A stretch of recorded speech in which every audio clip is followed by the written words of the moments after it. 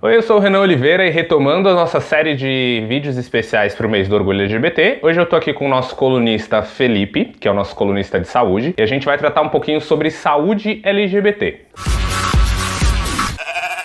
Olá, meu nome é Felipe Medeiros, eu sou médico, residente de infectologia e hoje vim aqui conversar um pouquinho com você sobre saúde LGBT e quais são os direitos que a gente tem enquanto LGBT nesse quesito. Fala um pouquinho sobre como começou a saúde específica para pessoas LGBTs aqui no Brasil. O conceito de saúde que a gente tem hoje é baseado na premissa que a gente tem no direito à saúde, né, que foi conquistado a partir da reforma sanitária. Hoje a gente tem o SUS como nosso sistema universal e dentro desse sistema a gente tem alguns princípios. Os três principais que regem o funcionamento do SUS é a universalidade, que é o sistema ser universal para todos e todas, a equidade, que é o sistema saber as diferentes necessidades que esses indivíduos precisam e poder dar para esses indivíduos as suas necessidades específicas, e a integralidade, que é poder abarcar para esses indivíduos um total de acesso à saúde, seja ele desde a prevenção e promoção à saúde, até mesmo uma intervenção na saúde desse indivíduo. E aonde que entra a política LGBT voltada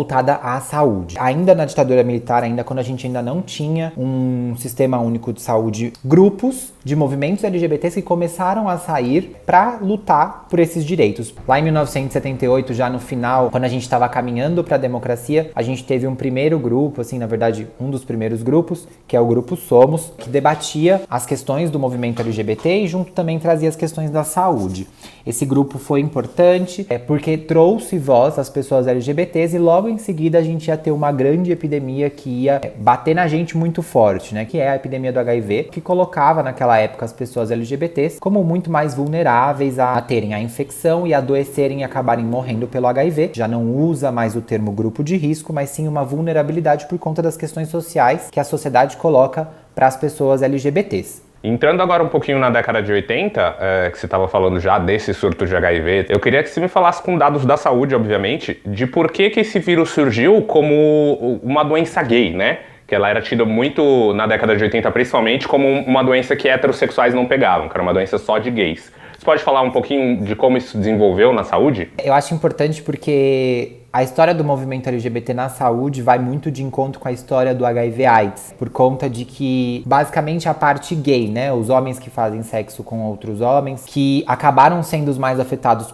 pela epidemia do HIV na década de 80, é muito por conta de como a sociedade colocava o sexo gay naquela época. E ainda coloca, muitas vezes, né? Nós, gays, éramos colocados pela sociedade como não aceitos dentro dos núcleos familiares, dentro das festas comuns, e que acabávamos indo para outros nichos, outros locais, onde a segurança não existia, onde a informação também não chegava. Naquela época a gente também consegue pensar que a gente estava vindo de um movimento, o movimento hippie, que trouxe muito da liberdade sexual para dentro da cena LGBT. Era muito difícil você trabalhar com as pessoas que estavam ali se libertando pela questão de eu sou gay, eu quero transar dessa forma, eu quero usar meu corpo dessa forma, com você vai precisar usar camisinha, você vai precisar se prevenir por conta de um vírus. Isso também foi um fator que acabou ajudando a disseminar o vírus entre a população LGBT, principalmente travestis, transexuais e homens gays. Voltando agora pro Brasil um pouquinho, acabo até deixando aqui uma recomendação de um filme que conta um pouquinho da história do HIV/AIDS no Brasil, que chama Carta para Além dos Muros, que é um filme incrível, que traz um pouco dessa leitura no Brasil, com nomes incríveis, com pessoas que ajudaram na luta, tanto medicamente falando, na saúde, quanto na questão social mesmo. E dentre esses nomes, a gente tinha um nome importantíssimo aqui no Brasil, que foi a Brenda Lee. A Brenda Lee era uma travesti que acabou criando uma casa de apoio para outras meninas travestis e transexuais e que naquela época não tinham acesso à saúde. E foi aí que começou a briga do porquê que a gente precisa lutar por saúde. Porque a gente não era aceito na saúde, a gente não tinha direitos dentro da saúde, a gente não era aceito dentro do sistema. As pessoas, elas ainda eram preconceituosas, as pessoas ainda olhavam torto quando a gente chegava numa unidade de saúde, num pronto-socorro, ou mesmo tentava acesso para conseguir uma camisinha ou conseguir um remédio, e a gente era visto como as pessoas que disseminavam o vírus do HIV. A terapia antirretroviral pública foi chegar bem depois. Mesmo dentro do SUS, a gente teve uma dificuldade e ainda tem, essa dificuldade ela é real, ela ainda existe, das pessoas LGBTs serem aceitas dentro do sistema de saúde enquanto pessoas LGBTs. E é uma das questões que mais leva pessoas trans a não chegarem no sistema de saúde, por se sentirem excluídas. Esse período que você falou, você está explicando do SUS, etc. Mas essa dificuldade que eu sei, você disse, a gente tem até hoje de chegar no sistema de saúde. Mas você estava falando de um período, ele foi pós-surto, logo imediatamente pós o surto do HIV? Ou teve um espacinho aí para começar essa discriminação um pouco maior? Essa discriminação sempre aconteceu, né?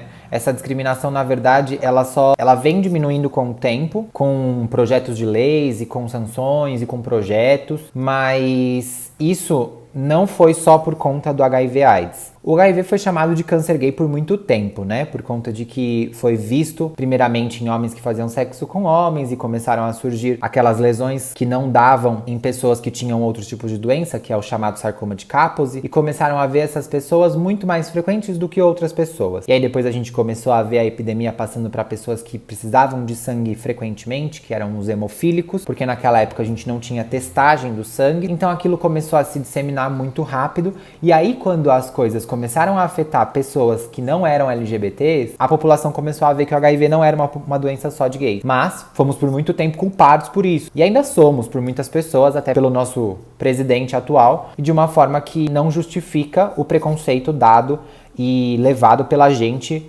dentro do sistema de saúde até hoje. Dentro da saúde, a gente sempre teve uma dificuldade muito grande, até esses tempos mais novos, de trazer a pauta LGBT de uma forma exclusiva para dentro das conferências nacionais de saúde ou para as conferências regionais, que são as formas que o SUS se organiza. O SUS é um sistema democrático, então todo mundo tem voz dentro do SUS. Tanto o usuário, a gente que usa o SUS, eu como profissional de saúde e as pessoas que organizam o SUS, que gerenciam o SUS. A gente tem o mesmo poder de voz e voto dentro desses espaços. E é a partir desses espaços que se criam as políticas e como o SUS vai se organizar, municipalmente, estadualmente e nacionalmente. E essas leis voltadas para a população LGBT demoraram muito para surgirem desde os últimos anos para cá. Então a gente tem alguns momentos que no Brasil começou-se a se discutir a política LGBT fora do quesito saúde e que isso abarcava depois também a saúde, né? No ano de 2004 a gente tem o grande programa que é o Brasil Sem Homofobia, que trouxe a discussão sobre direitos da população LGBT dentro do Brasil.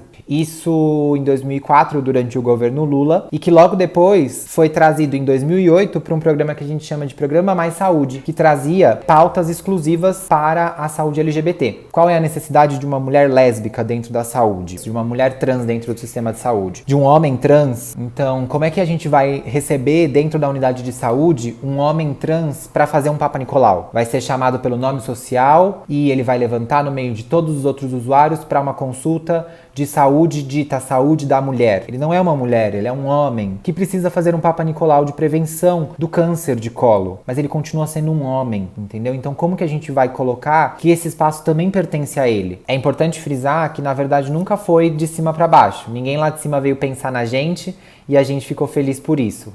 Sempre foi a gente lutando e tentando conseguir o nosso espaço que é de direito. Fê, uma coisa que você falou que me chamou bastante atenção agora foi essa questão do homem trans, de como um homem trans ele é recebido no sistema de saúde. Uhum. E, inclusive, eu devo admitir que é uma coisa que nunca tinha passado pela minha cabeça. Foi até um pouco pego de surpresa. Você estava me explicando como isso afasta, né, as pessoas da saúde e tal. Você pode falar como que é dado o treinamento ou como que é o preparo para que essas pessoas elas sejam recebidas dentro do sistema de saúde? É triste falar, mas esse treinamento não existe, na maior parte das vezes, né? Isso vai muito de quando você tá lá, né? De quando você tá dentro do sistema de saúde enquanto pessoa LGBT. Eu, por exemplo, trabalhei numa unidade básica de saúde durante 1 ano e meio. Uma das minhas principais questões era trazer para essas pessoas que a gente precisava acolher a população LGBT da comunidade para dentro da UBS. E eu tentei fazer uma capacitação para as pessoas tentarem entender o que era uma orientação sexual, o que era uma identidade de gênero, o que era o sexo biológico e qual que era a diferença disso tudo, né? Mas não existe, basicamente, no início do seu trabalho, olha, então a gente vai fazer uma capacitação sobre como atender pessoas LGBTs dentro da unidade de saúde. Isso não existe. Isso não existe nem na graduação. Isso, enquanto médico, eu vi 0 vezes no currículo da minha graduação. Eu acabei tendo a oportunidade de trabalhar com isso porque a minha iniciação científica, o meu projeto de pesquisa, foi avaliar a homo-lesbo-transfobia entre acadêmicos de medicina. E é incrível o número de preconceito que a gente vê nessas avaliações. Mas dentro do projeto educacional do meu curso, na minha época, não existiu nenhuma matéria ou nenhum dia dentro de uma matéria de discussão sobre isso. Você se formou quando? Só pra gente ver se teve um período muito grande de quando você se formou pra cá. Eu me formei em 2016, já faz 4 anos. E quando eu estava saindo da faculdade, já tinha dentro do currículo a discussão da política LGBT. A Política Nacional de Saúde LGBT surgiu em 2013, que é hoje o nosso principal documento que traz quais são os direitos, as necessidades e os anseios da população LGBT para com a saúde. Mesmo enquanto você estava estudando, isso surgiu enquanto você já estava estudando, isso não foi tratado em aula? Isso não foi tratado em aula. Isso era uma realidade muito frequente em várias faculdades de medicina, por conta de que não era um assunto a ser debatido dentro da faculdade de medicina. Não curricularmente falando. A gente tinha como discutir esse assunto em projetos de extensão, projetos fora, extracurriculares. Mas dentro do currículo, isso não era debatido. É muito bizarro você me dizer isso, porque o que eu imagino de uma faculdade de Direito, que eu sou formado em jornalismo, também não existe um manual de como você tratar pessoas LGBT no jornalismo. Mas isso, eventualmente, é discutido numa aula de ética, é discutido numa aula de filosofia, etc e tal. Em algum momento, a gente acabava discutindo isso de alguma forma. Curioso saber como as pessoas, elas ignoram completamente a nossa existência enquanto a gente está sendo preparado para lidar com esse tipo de pessoa. Assim, claro, como jornalista, comunicador, pode ser que dependendo do veículo que eu trabalho ou da editoria que eu trabalhe, não exista... Não, a gente está em todo lugar, não tem nem como falar que talvez não exista isso. Você vai estar lá. Quando a gente pensa em saúde, é óbvio, é muito mais óbvio que em algum momento vai surgir uma pessoa LGBT do que quando a gente estuda jornalismo, por exemplo. É muito curioso ter você falando que até 2013 não tinha um documento sobre como tratar isso, porque assim, por mais que seja longe, 2013 foi ontem, eu lembro que roupa que eu tava vestindo em 2013. 2013 foi ontem, pois é. Pois é, as coisas elas caminham muito rápido e elas mudam constantemente, isso é ótimo. A gente tá numa geração, numa época em que as coisas estão evoluindo muito rápido e a informação chega muito rápido e ela se recicla e ela vai mudando. Eu acho que o maior ganho que eu tive dentro da faculdade foi poder mostrar para as pessoas que pessoas como eu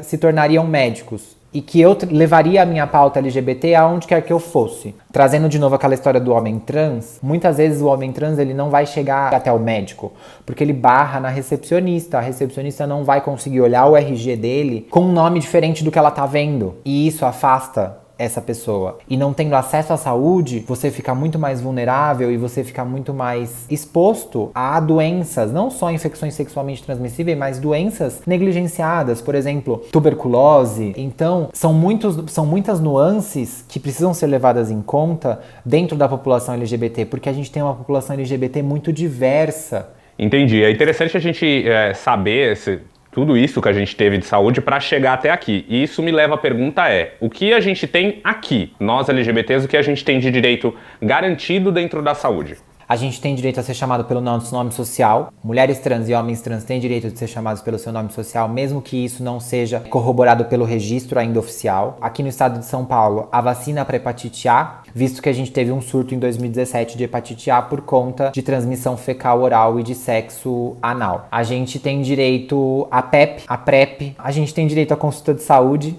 A gente tem direito à consulta de saúde da mulher, no caso das mulheres lésbicas e das mulheres trans e das mulheres bissexuais. Mas acho que o que a gente tem que mais ficar na nossa mente é que a gente tem direito de estar ali. Ali também é um espaço nosso. A saúde também faz parte da nossa vida. E é com ela que a gente vai conseguir lutar para que a gente consiga ser visto e lembrado e que as nossas pautas continuem seguindo e conquistando dia a dia. Fê, eu quero agradecer a sua participação aqui, que a gente fez esse vídeo sobre saúde, dizer para quem está assistindo que o Felipe escreve todos os meses para Dentro do Meio na coluna de saúde, a coluna é dele, ele que assina, ele que é responsável pelos textos que estão lá, e vou deixar você se despedir do pessoal aí. Bom, eu queria agradecer muito a oportunidade desse ano de estar escrevendo a coluna de saúde LGBT pro Dentro do Meio, e queria agradecer essa conversa sobre saúde LGBT e os direitos que a gente tem enquanto LGBTs, e que isso continue para muito tempo, para a gente continuar disseminando informação de uma forma boa e de qualidade, para que as pessoas saibam dos seus direitos e continuem crescendo enquanto pessoas. Um grande beijo para todos. Bom, se você está aqui pela primeira vez, considere se inscrever aqui no canal do Dentro do Meio. Eventualmente a gente solta alguns bate-papos interessantes sobre direitos, sobre saúde e sobre outros temas LGBT. Não esquece de compartilhar esse vídeo com algum amigo seu para ele ficar por dentro também do que está acontecendo no nosso mundo. E a gente se vê numa próxima oportunidade. Tchau, tchau!